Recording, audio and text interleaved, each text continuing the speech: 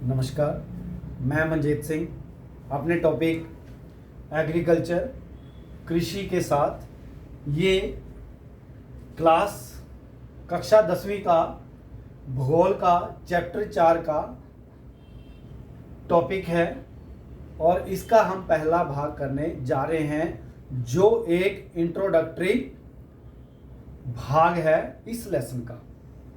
सबसे पहले हम इस भाग में जानने का प्रयास करेंगे कि एग्रीकल्चर क्या है। फिर भारत के संदर्भ में देखेंगे कि एग्रीकल्चर का क्या रोल है। फिर हम देखेंगे कि जो एग्रीकल्चर है कैसे, हमने सेक्टर्स ऑफ इंडियन इकोनॉमी में देखा था कि वो एक प्राइमरी एक्टिविटी है। और फिर ये देखेंगे कि किस प्रकार वो जो है एग्रीकल्चर इंडस्ट्री को रॉ मटेरियल कैसे प्रदान करता है। और उसके बाद आने वाले टॉपिक्स में हम ये देखने का प्रयास करेंगे कि जो भारत में एग्रीकल्चर है उसके जो है टाइप्स क्या हैं, या अलग अलग समय में जो फार्मिंग के टाइप हैं वो कौन कौन से हैं। फिर हम क्रॉपिंग पैटर्न की बात करेंगे। फिर हम जो कह सकते हैं जो प्रमुख फसलें हैं, मेजर जो क्रॉप्स हैं, चाहे वो ग्रेन्स की हैं या फिर नॉन फूड क्रॉप्स हैं, उनकी बात करेंगे। या फिर आने वाले टाइम में दूसरे वीडियो में हमें देखेंगे कि किस प्रकार जो ग्लोबलाइजेशन है उसने भारत के एग्रीकल्चर पर या वर्ल्ड के एग्रीकल्चर पर किस प्रकार प्रभाव डाला है। तो अभी हम एग्रीकल्चर जो है उसको समझने का प्रयास करेंगे। एग्रीकल्चर लैटिन के दो शब्दों से मिलकर बना है, जिसको हम एक को आगे और दूसरा जो शब्द है वो है कोलो, या इनको हम अगेर को एग्री और कोलो को कल्ट्रा के नाम से या कल्चरा के नाम से जानते हैं। और इस प्रकार जो अगेर और जो कोलो हुआ वो एग्रीकल्चर, इसका जो अर्थ है वो है फील्ड, और जो कल्चरा है या कोलो है वो है कल्टीवेट। यानी फील्ड होता है खेत और कल्टीवेट होता है उगाना। तो हम देख रहे हैं कि इन दोनों शब्दों का जब हम शाब्दिक अर्थ निकालते हैं तो हमें पता चलता है कि खेतों में फसल को उगाना या खेतों में उगाना, और हम पता है कि खेतों में क्या उगाते हैं, फसल उगाते हैं। तो इस प्रकार जो एग्रीकल्चर है वो हमें बता रहा है कि खेतों में फसलों को उगाना। तो एग्रीकल्चर सिंबॉलिकली और शाब्दिक अर्थों में भी ये हमें बताने का प्रयास कर रहा है कि जब हम खेतों में फसल को उगाते हैं तो इसी को हम एग्रीकल्चर या कृषि के नाम से जानते हैं। अब भारत में एग्रीकल्चर का बहुत ही गहरा संबंध है भारत के साथ। हम देखते हैं कि भारत की लगभग 2/3 जो आबादी है वो खेती या खेती से जुड़े हुए कार्यों में लगी हुई है। तो इस प्रकार जो भारत है पूरी तरह से एग्रीकल्चर पर निर्भर है। अब हमें देखेंगे कि सेक्टर्स ऑफ इंडियन इकोनॉमी में भी हमने देखा कि जो एग्रीकल्चर है वो एक प्राइमरी एक्टिविटी है, प्राइमरी सेक्टर में आती है और प्राइमरी एक्टिविटी है प्राथमिक क्षेत्र की।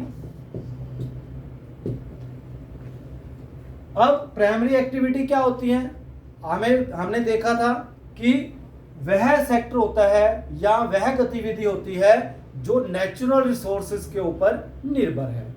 हम देखते हैं कि एग्रीकल्चर हमें क्या है, जो पेड़ पौधे या फसल है वो कहाँ से मिल रहा है, नेचर से मिल रहा है।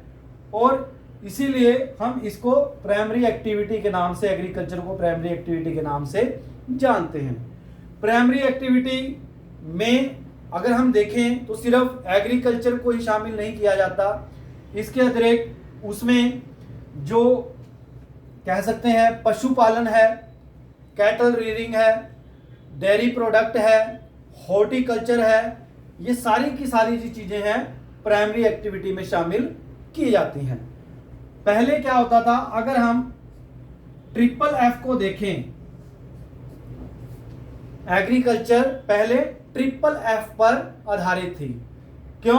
क्योंकि पहले एफ से हम एग्रीकल्चर से क्या लेते थे? फूड लेते थे।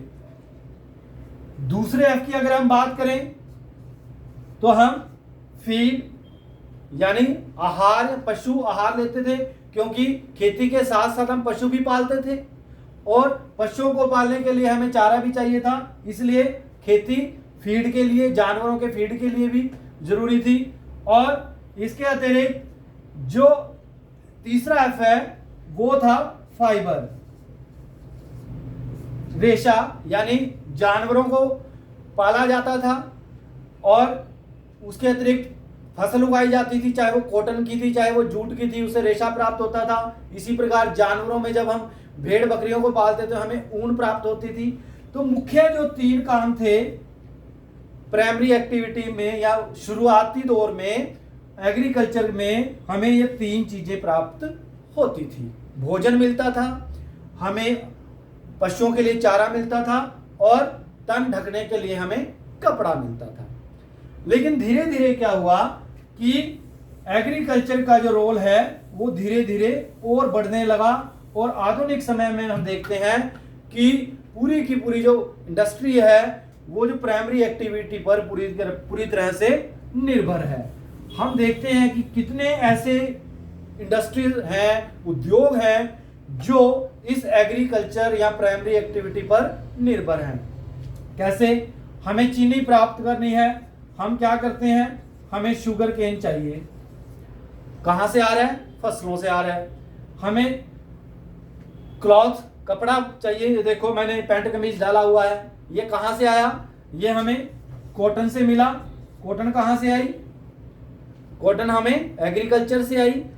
और इसी प्रकार हमें क्या होता है, कई प्रकार के जो फल होते हैं उनसे हम क्या करते हैं, फ्रूट से, फ्रूट भी हमें पता है कि एग्रीकल्चर से आ रहे हैं। बागवानी हम हॉर्टिकल्चर करते हैं, वो भी प्राइमरी एक्टिविटी का भाग है। उससे हमें क्या होता है, हम कई प्रकार के इंडस्ट्री में इसको ले जाकर के प्रोसेस करके कई प्रकार के हम कह सकते हैं कैचअप बनाते हैं। और भी ऐसे कई प्रोडक्ट हैं जो इंडस्ट्री में प्रयोग होते हैं। यानी इसका मतलब जो एग्रीकल्चर था पहले ट्रिपल एफ पर थी, लेकिन अब उसका प्रयोग अन्य कई तरीकों के लिए या प्रयोगों के लिए किया जा रहा है। तो इस प्रकार हम ये देखने का प्रयास कर रहे हैं कि जो एग्रीकल्चर है अब पूरी तरह से रॉ मटेरियल के रूप में काम कर रहा है इंडस्ट्री के लिए। तो इस प्रकार हमने एग्रीकल्चर को समझने का प्रयास किया और ये बताने का प्रयास किया कि किस प्रकार वो भारत जो है पूरी तरह से कृषि पर निर्भर है। और इसके अतिरिक्त ये देखा कि जो एग्रीकल्चर है पहले हमें क्या देता था और आज के दौर में किस प्रकार इंडस्ट्री के लिए भी महत्वपूर्ण हो गया है, यानी हम पूरी तरह से एग्रीकल्चर पर निर्भर हो गए हैं। दूसरे टॉपिक में अब हम बात करेंगे कि जो टाइप्स ऑफ फार्मिंग है, खेती के जो प्रकार हैं, या फिर इसी प्रकार जो क्रॉपिंग पैटर्न है भारत में, विभिन्न प्रकार के जो सीजन है या फिर विभिन्न प्रकार की जो फसलें हैं, चाहे वो फूड क्रॉप्स हैं या वो नॉन फूड क्रॉप्स हैं, उनके बारे में हम आने वाले वीडियो में पढ़ेंगे। इसी के साथ ये टॉपिक खत्म हुआ। धन्यवाद।